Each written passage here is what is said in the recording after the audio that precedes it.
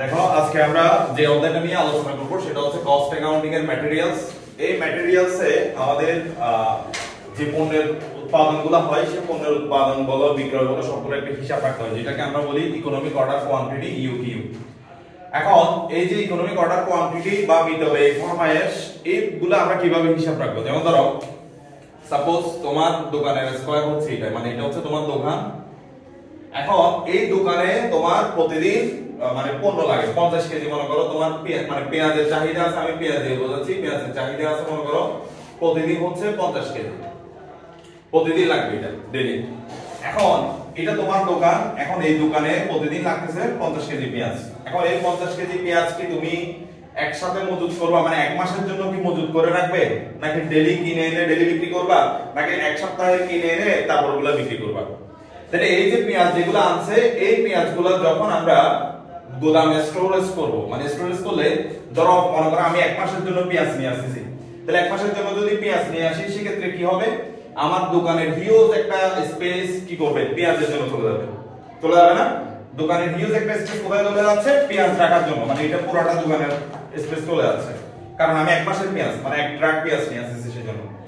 এখন তাহলে সেক্ষেত্রে এই যে পেঁয়াজ যেগুলো আছে সেগুলো কয় মাসের জন্য আনলাম বললাম? এক মাস। এখন এক মাসের জন্য যদি পেঁয়াজ আমি পেঁয়াজগুলো তো এক মাসে বিক্রি করব, মানে প্রতিদিন 50 কেজি করে বিক্রি করব, তাহলে আমার এই যে পেঁয়াজগুলো রাখবো, পেঁয়াজ হচ্ছে যে পচনশীল দ্রব্য, পচনশীল দ্রব্য কি হয়, পচে যাবে, অতি দ্রুত কি হবে, পচে যেতে পারে। তাহলে এক মাসের জন্য যদি আমি এগুলো আনি, আমাকে এগুলো মেইনটেনেন্স করতে হবে, মানে রক্ষণাবেক্ষণ করতে হবে যাতে এই পণ্যগুলো কি হয়, না পচে। সেজন্য এগুলো মেডিসিন ইউজ করতে হবে, বা তোমার কোন একজন কর্মী লাগবে, তাহলে সেক্ষেত্রে আমাকে ব্যয় বাড়বে না কমবে? ব্যয় বাড়বে, কারণ হচ্ছে আমার গোদামের খরচ হয়ে যাচ্ছে। আবার দেখো এই এত বড় একটা স্পেস শুধুমাত্র পেঁয়াজের জন্য চলে যাচ্ছে, এখন এই স্পেসের আবার একটা গোদামের একটা ভাড়া আছে না, তাহলে ভাড়াও যাচ্ছে। আমার এখানে কি কি খরচ হচ্ছে? একটা হচ্ছে ভাড়া যাচ্ছে, কারণ হচ্ছে এই পুরো স্পেসটা দিতে হচ্ছে কার জন্য? পেঁয়াজের জন্য, ভাড়া যাচ্ছে। তারপর হচ্ছে আমার রক্ষণাবেক্ষণ খরচ যাচ্ছে এখানে, তাহলে আমার খরচ কি বাড়তেছে কিনা? বাড়তেছে। এখন আমি যদি চিন্তা করি তাহলে দেখো আমি কিন্তু একসাথে যদি পেঁয়াজ কিনে নিই, আমার লাভ কি হচ্ছে? আমি যা থেকে পেঁয়াজ কিনতেছি আমি একটু কম দামে কিনে আনতে পারতেছি। মনে করো তুমি দুইটা কলম কিনলে যে প্রাইস, এক ডজন কলম কিনলে তার সে প্রাইস হবে না। সেক্ষেত্রে আমি যখন পেঁয়াজ যখন হিউজ পরিমাণে নিব, আমার খরচটা কি হচ্ছে? কম হচ্ছে। কিন্তু এখানে আমার যে রাখতে গেলে আমার রাখার খরচটা আবার কি হয়ে যাচ্ছে? বেড়ে যাচ্ছে। বুঝতে পারছো? মানে হিউজ পরিমাণে কিনে আনতেছি কিন্তু রাখার ক্ষেত্রে মেইনটেনেন্স কস্ট আমার বেড়ে যাচ্ছে। তাহলে আমাকে এমন একটা ইকোনমিক অর্ডার কোয়ান্টিটি বলতে কি বোঝাচ্ছে? ইকোনমিক অর্ডার কোয়ান্টিটি মানে হচ্ছে তুমি ওই পরিমাণ পণ্য আনবা যেই পরিমাণ আনলে তোমার দৈনন্দিন ব্যয় কি হবে? সম্পন্ন হবে, মানে খরচ সম্পন্ন হবে। তাহলে আমি এখন ইকোনমিক অর্ডার কোয়ান্টিটিতে আমরা দুইটা জিনিস করি, একটা হচ্ছে হোল্ডিং কস্ট আর একটা হচ্ছে কি বলতো? Carrying cost. হোল্ডিং কস্ট মানে কি? হোল্ডিং কস্ট মানে হচ্ছে আমি যে এটা রক্ষণাবেক্ষণ করব সেটার কস্টকে বলা হয় হোল্ডিং কস্ট। আর ক্যারিং কস্ট মানে কি? এটা যে পণ্যটা কিনে আনবো ওইটাকে বলা হয় ক্যারিং কস্ট। এই দুইটা কস্টের মাধ্যমে আমরা ইকোনমিক অর্ডার কোয়ান্টিটিটা সম্পন্ন করি। এখন এই যে ইকোনমিক অর্ডার কোয়ান্টিটি যখন করি সেটা আমরা সমীকরণের মাধ্যমে একটা করি, আর হচ্ছে টেবুলার মেথড দিয়ে করি। যখন টেবুলার মেথড দিয়ে করব তখন আমরা দেখব কোন মাসে মানে কোন ইউনিটে উৎপাদন করলে এটা সর্বনিম্ন ব্যয় হয়।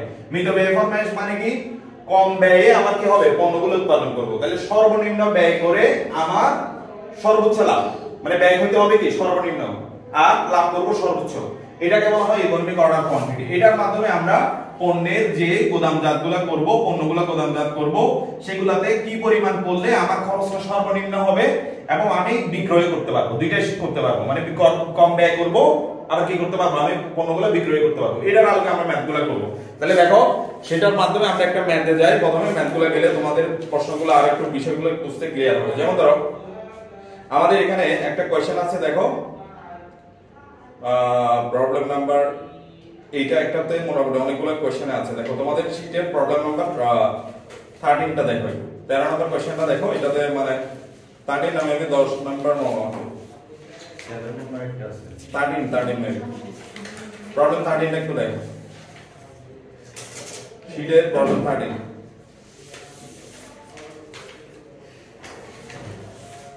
প্রবলেম 13টা বের করো।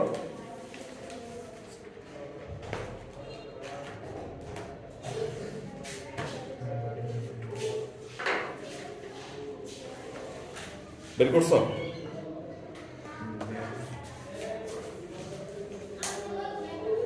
যাদের শিখ নাই তারা ওই হোয়াটসঅ্যাপ গ্রুপে কিন্তু আমি দিয়ে দিয়েছি, এটা একটু দেখো, ওইখান থেকে দেখলো গ্রুপে দেওয়া আছে কোশ্চেনটা। তাহলে দেখো এই যে আমাদের একটা কোশ্চেন এখানে দেওয়া আছে, এই কোশ্চেনটা বোর্ড কোশ্চেন, যে খুবই ইম্পর্টেন্ট একটা কোশ্চেন, এটা একটু দেখো। তো এখানে কোশ্চেনে কি বলা আছে দেখো, প্রবলেম নাম্বার 13, প্রবলেমটা আমরা এখন সলভ করব।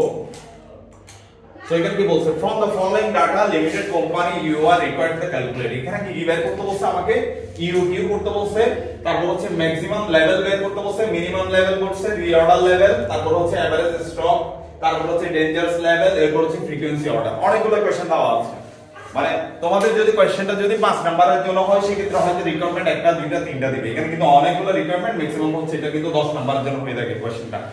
সো এই অধ্যায়ের ম্যাটেরিয়ালসের এই ফর্মুলাগুলো করার জন্য আমাদের সর্বপ্রথম কাজ হবে, আমাদের কিছু ফর্মুলা আছে যেগুলো আমি তোমাদের শিখে দিয়ে দিয়েছিলাম। এই ফর্মুলাগুলো অবশ্যই আমাদেরকে জানা থাকতে হবে। ফর্মুলাগুলো যদি আমরা পারি তাহলে ইজিলি আমরা ম্যাথগুলো সলভ করতে পারবো। সেজন্য তোমাদের শীট দেওয়ার আগে কিন্তু কিছু ফর্মুলা দেওয়া ছিল, ওই ফর্মুলাগুলো একটু দেখে নিবা। এই যে এখানে আমরা কিন্তু এগুলো নিয়ে ফর্মুলাগুলো নিয়ে কিন্তু বলছিলাম আগে, যে রিঅর্ডার লেভেলের ফর্মুলা কি, তারপর হচ্ছে ম্যাক্সিমাম লেভেলের ফর্মুলাটা কি, মিনিমাম লেভেলের ফর্মুলাটা কি, এভারেজ লেভেলের ফর্মুলা কি। এই ফর্মুলাগুলো অবশ্যই তোমাকে জানা থাকতে হবে। ফর্মুলাগুলো যদি ইজিলি ক্যাচ করতে পারো তাহলে ম্যাথগুলো ইজিলি ক্যাচ করতে পারবে। তাহলে আসো আমরা তোমাদের ফর্মুলাগুলো যেহেতু আগে আলোচনা করা হয়েছে, আমরা কিন্তু এখন জাস্ট ক্লাসের দিকে যাই। সর্বপ্রথম আমাদেরকে যে কোশ্চেনটা দিয়েছে ওইটা আমরা সলভ করার চেষ্টা করি। দেখো প্রবলেম নাম্বার 30 তে কি বলছে আমাদের, প্রথম কোশ্চেনটা বলছে ইউ কিউ বের করো। তাহলে ইউ কিউ যখন আমরা বের করব, মানে ইকোনমিক অর্ডার কোয়ান্টিটি, এই যে প্রথমটা বলছে ইউ কিউ বের করো, ইকোনমিক অর্ডার কোয়ান্টিটি বের করার ফর্মুলা হচ্ছে এটা 2ab ডিভাইডেড বাই k, বা বইয়ের মধ্যে এটা লেখা আছে 2ab divided by c। k ও লিখতে পারবা, c ও লিখতে পারবা। তাহলে আসো কোনটা মানে কি জানি।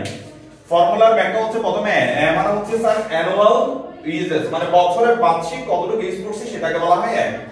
আর এখানে বলছে p, p মানে হচ্ছে তোমার অর্ডারিং কস্ট কে, আমাদের অর্ডারিং কস্ট বা হোল্ডিং কস্ট কে আমরা p হিসেবে ধরবো, p ওটাকে p হিসেবে ধরবো। এরপর হচ্ছে এখানে k, k মানে হচ্ছে স্যার এটাকে k ও লিখতে পারবা, বইয়ের মধ্যে কিন্তু c ও আছে দেওয়া আছে, k অথবা c। তাহলে c মানে হচ্ছে ক্যারিং কস্ট।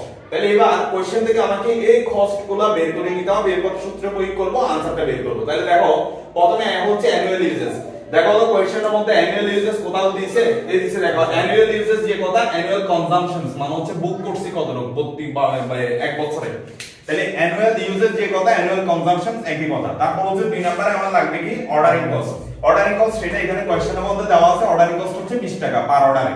এরপরে দেখো আমরা k মানে কি জানি, ক্যারিং কস্ট, k এর আরেকটা সংক্ষিপ্ত রূপ, c ও লিখতে পারবা সূত্রে, কোনো সমস্যা নাই। তাহলে দেখো ক্যারিং কস্ট আমাদের কোশ্চেনের মধ্যে দেওয়া আছে, ক্যারিং কস্ট পার ইউনিট 8 টাকা। এগুলো আমরা সূত্র প্রয়োগ করে আনসারটা বের করব। দেখি দ্রুত একটু মানগুলো গিভেন দ্যাট দিয়ে লেখো, এরপরে তোমরা এগুলো সূত্র প্রয়োগ করো, আনসার কত আসছে দেখো। প্রথমটা সলভ করো, দেখি আনসার কত আসছে দেখো। তাহলে এগুলো যখন আমরা সূত্র প্রয়োগ করব, সূত্র প্রয়োগ করার পরে আমাদের রুট ওভার দিয়ে আমরা ক্যালকুলেশন করে আমাদের আনসারটা রুট ওভার করে কিন্তু আমাদের আনসারটা আসবে 245। তাহলে প্রথমের আনসার হচ্ছে ইউ কিউ এর আনসার হচ্ছে 245 ইউনিট।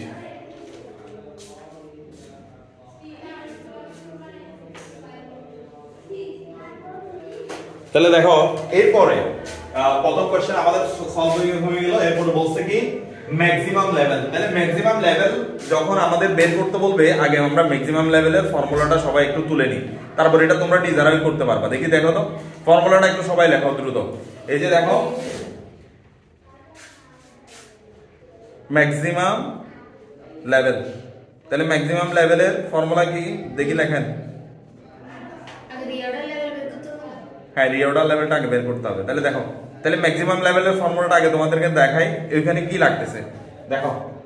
এই যে ম্যাক্সিমাম লেভেল আমাদেরকে বের করতে বলছে, ম্যাক্সিমাম লেভেলের ফর্মুলা হচ্ছে reorder level plus U Q minus minimum consumptions into minimum lead time. এটা দেখো এখানে কিন্তু আমাদের রিঅর্ডার লেভেলটা লাগতেছে, কারণ এটা সূত্রই আছে। তাহলে রিঅর্ডার লেভেলটা আগে আমাকে বের করে নিতে হবে, তারপর আমরা এটা বের করতে পারবো।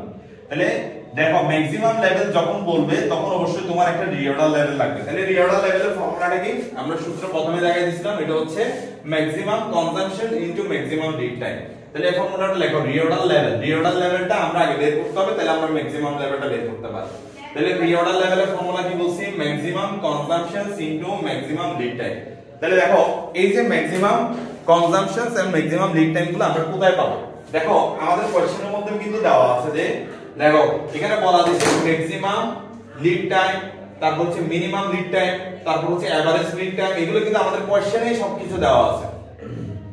তো কনজাম্পশনও বলছে মিনিমাম ইউনিট পার ডে এত টাকা, এভারেজ ইউনিট এত টাকা, এগুলো দেওয়া আছে, সবগুলো কোশ্চেনের মধ্যে দেওয়া আছে। তাহলে আমাদেরকে যেহেতু বলছে ম্যাক্সিমাম কনজাম্পশন, তাহলে ম্যাক্সিমাম কনজাম্পশনটা আমাদের এই যে এখানে কনজাম্পশনে বলে দিয়েছে, কনজাম্পশন দুইটা আছে, একটা হচ্ছে ম্যাক্সিমাম আর একটা হচ্ছে এভারেজ। তাহলে এই যে যেটা আছে এই ইউনিটটাই আমরা এখানে বসাই দিব, যা কোশ্চেনের মধ্যে ছিল সিমিলার কোশ্চেনটা আমরা এখানে বসাই দিব, যে 30 ইউনিট।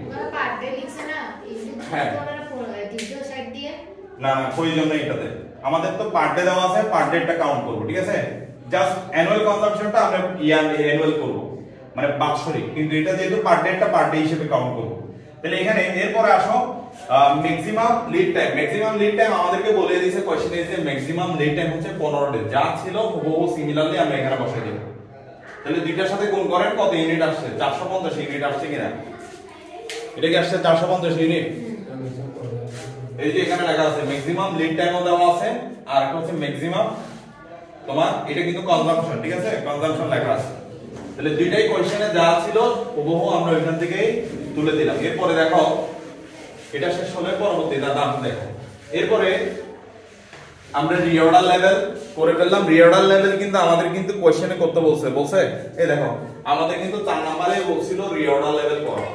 তাহলে রিঅর্ডার লেভেল করলে আমরা ম্যাক্সিমাম লেভেলটা করতে পারবো, ঠিক আছে? এর আগে করা যাবে না, কারণ রিঅর্ডার লেভেলটা যেহেতু ম্যাক্সিমাম লেভেলের ফর্মুলাতে আছে সেজন্য এটা আমাদের আগে করতে হয়েছে। এরপর দেখো আমরা ম্যাক্সিমাম লেভেলটা দেখো। এখন ম্যাক্সিমাম লেভেলের ফর্মুলাটা কি? ম্যাক্সিমাম লেভেলের ফর্মুলাটা একটু দেখো। ম্যাক্সিমাম লেভেলের ফর্মুলা হচ্ছে রিঅর্ডার লেভেল। এই যে একটু আগে রিঅর্ডার লেভেল বের করছি কত ইউনিট? 450 ইউনিট বের করছি। 450 ইউনিটটা হুবহু এখানে রিঅর্ডার লেভেলে একটু আগে যেটা বের করছি যে রিঅর্ডার লেভেলটা এখানে হুবহু আছে। এরপর বসি ইউকিউ কি আমরা বের করছি? জি স্যার। এই যে ইউকিউ প্রথম কোশ্চেনে বের করছি 245, সেই 245 টা এখানে বসে গেছে। তাহলে প্রথমটা হচ্ছে 450, সেটা হচ্ছে এটা 245 হচ্ছে ইউকিউ। এরপর আসো বলছে কি কোশ্চেনের মধ্যে মাইনাস দিয়ে দিতে হবে minimum consumptions and minimum lead time. তাহলে মিনিমাম কনজাম্পশনটা এবং মিনিমাম লিড টাইমটা এই দুইটা অ্যামাউন্ট দিয়ে আমাদের গুণ করতে হবে। তাহলে দেখো আমাদের কিন্তু ম্যাক্সিমাম দেওয়া আছে, কত বুঝো? ম্যাক্সিমাম দেওয়া আছে, মিনিমাম কি দেওয়া আছে? মিনিমাম দেওয়া আছে না, মিনিমাম দেওয়া নাই। তাহলে আমাদের কি করতে হবে বলেন তো? মিনিমামটা বের করে নিতে হবে, মিনিমাম বের করতে হবে। তাহলে দেখো এই জিনিসটা আমাদের কোশ্চেনের মধ্যে নাই, মানে মিনিমাম কনজাম্পশন কত দেওয়া নাই, কিন্তু দেখো মিনিমাম লিড টাইম দেওয়া আছে, অবশ্যই দেওয়া আছে। দেখো এই যে দেখো এই যে কোথায় 6 দিন, এই যে মিনিমাম লিড টাইম কত? মিনিমাম লিড টাইম কিন্তু আমাদের কোশ্চেনে দেওয়া আছে 6 দিন, এটা দেওয়া আছে, কিন্তু কোনটা দেওয়া নাই বলছি? মিনিমাম কনজাম্পশনটা আমাদের দেওয়া নেই। তাহলে এটা আমাদেরকে বের করে নিতে হবে। তাহলে এটা আমরা কিভাবে বের করব দেখো।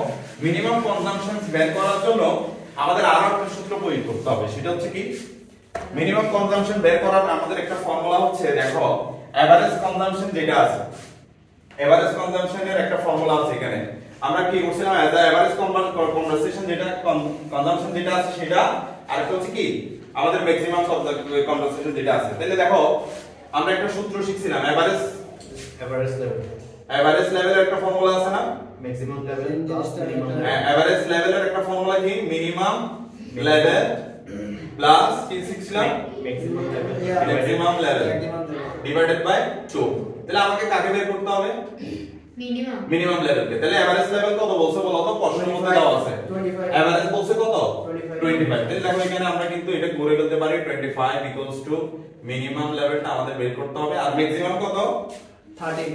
ম্যাক্সিমাম কত? 30 ডিভাইডেড বাই 2। তাহলে এটা যদি আমরা এখন পক্ষান্তর করি 25 দুগুণ 50, তাহলে ম্যাক্সিমাম লেভেল তারপর 30। তাহলে 25 থেকে 50 বাদ দিলে তো মিনিমাম লেভেল হয়ে যায় নাকি? 25 থেকে 50 মাইনাস 30 ইকুয়ালস টু 20। তাহলে কত? তাহলে বলেন মিনিমাম লেভেল কত বের করছি? বলেন না 20। এটা হচ্ছে একটা ফর্মুলা। এভারেজ লেভেলের ফর্মুলা হচ্ছে minimum level plus maximum level divided by 2। ওরাও কিন্তু এইভাবে করে হিসাব করে দিয়েছে, তাও বোঝার সাথে আমি রাফটা তুলে দিলাম। তাহলে এখানে যে 20 ইউনিট যেটা বলতেছি সেই 20 ইউনিট যেটা আছে সেই 20 ইউনিটটা এখানে তোমরা বসাই দিবা, কারণ হচ্ছে আমাদের এই যে মিনিমাম কনজাম্পশনটা আমাদের অঙ্কের মধ্যে দেওয়া ছিল না। এটা আমাদের দেওয়া ছিল না, এটা বসাইছি, কিন্তু আমাদের মিনিমাম লিড টাইমটা বের করে দেওয়া ছিল, এটা ছিল 6। তাহলে 6টা হুবহু লিখছি, আর এই যে এখানে যে 20 বের করলাম, 20টা এখানে জাস্ট বসাই দিলাম, গুণ করে কাউন্ট করে আমরা কিন্তু এটা ম্যাক্সিমাম লেভেলটা বের করছি। তবে ম্যাক্সিমাম লেভেল বের করার ক্ষেত্রে আমাদের রিঅর্ডার এটাও ছিল, ইকোনমিক অর্ডার প্রিন্ট ছিল, জাস্ট মিনিমাম কনজাম্পশন ছিল না, সেটার জন্য আমাদের এই কাজটা করতে হয়েছে। এটা একটা ফর্মুলা তোমাদের শীটের প্রথমে দেখাই দিয়েছিলাম, এভারেজ লেভেলের ফর্মুলা হচ্ছে মিনিমাম লেভেলের সাথে ম্যাক্সিমাম লেভেল বের করে 2 দিয়ে ভাগ করতে হবে। তাহলে এটা ম্যাক্সিমাম লেভেল কোশ্চেনে দেওয়া ছিল, জাস্ট এটা দেওয়া ছিল না, এটা পক্ষান্তর করে আমরা বের করছি, জাস্ট এই মানটা এখানে বসালাম। এরপরে এটা কিন্তু তোমরা কিন্তু নোট দিয়ে দেখাইতে হবে। তাহলে আমাদের এটা কতটুকু পর্যন্ত শেষ, কার কোনো কোশ্চেন থাকলে বলতে পারো। আসলে কোনো কোশ্চেন দেখো, এরপরে আমাদের এই লেভেল পর্যন্ত শেষ। তাহলে এবার আসলে আমরা কি বের করব, মিনিমাম লেভেলটা বের করব। তাহলে ম্যাক্সিমাম লেভেল আমাদের শেষ। মিনিমাম লেভেলের ফর্মুলা কি দেখো, reorder level minus normal consumption into normal lead time. আচ্ছা আরেকটা জিনিস আমি বলে রাখি, তোমাদের কোশ্চেনে দেখো এভারেজটাকে তোমরা নরমাল ধরবে, এটা একটু লিখে রাখবা, ঠিক আছে? এভারেজ যে কথাটা থাকবে ওইটা মানে হচ্ছে নরমাল। কথা কি বুঝতে পারছো? তাহলে দেখো এখানে কিন্তু আর এই যে এভারেজ লিড টাইম মানে নরমাল লিড টাইম। ওকে, এটা নিয়ে কনফিউশন হওয়া যাবে না। এভারেজ লিড টাইম যে কথা, নরমাল লিড টাইম একই কথা।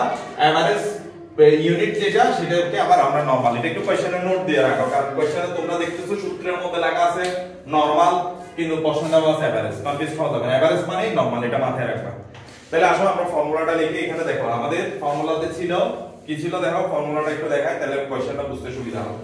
তাহলে রিঅর্ডার লেভেল আমরা কি বের করছি আগে? কত নম্বরে বের করছিলাম? 4 নম্বরে বের করছিলাম রিঅর্ডার লেভেল, এটা হুবহু বসাইলাম। এরপরে দেখো মাইনাস করব কাকে, normal consumptions minus into normal lead time. তাহলে এই দুইটাই কি আমাদের দেওয়া আছে কোশ্চেনে? দেখো তো দুইটাই তো দেওয়া আছে নাকি? এই যে কি হিসেবে দেওয়া আছে, এভারেজ লিড টাইম মানে হচ্ছে নরমাল লিড টাইম, একই কথা। আবার হচ্ছে এভারেজ ইউনিট যেটা নরমাল ইউনিট, একই কথা। তাহলে এই দুইটা ইউনিটটা জাস্ট আমরা এখান থেকে নিয়ে কোশ্চেনে দিলাম। তাহলে দেখো এরপরে আমাদের আনসারটা আসছে কি, দেখতে পাচ্ছ? এই যে minimum lead time, minimum level equals to reorder level minus normal consumption, এটার সাথে এটা, মানে যেটা আমি এখন একটু প্রশ্ন দেখাইলাম, দুইটাই গুণ করে এটা থেকে বাদ দিবা, তাহলে আমাদের মিনিমাম লেভেলটা চলে আসবে। নরমাল ইউজেস কোনটা দেব? নরমাল ইউজেস মানে হচ্ছে যে নরমাল এভারেজ লিড টাইম, একই কথা বললাম, প্রশ্নের মধ্যে দেওয়া আছে, একটু আগে দেখাইলাম না? আচ্ছা এদের উপর 3 পর্যন্ত শেষ সবার? না একটু দাঁড়ান। 3 পর্যন্ত শেষ।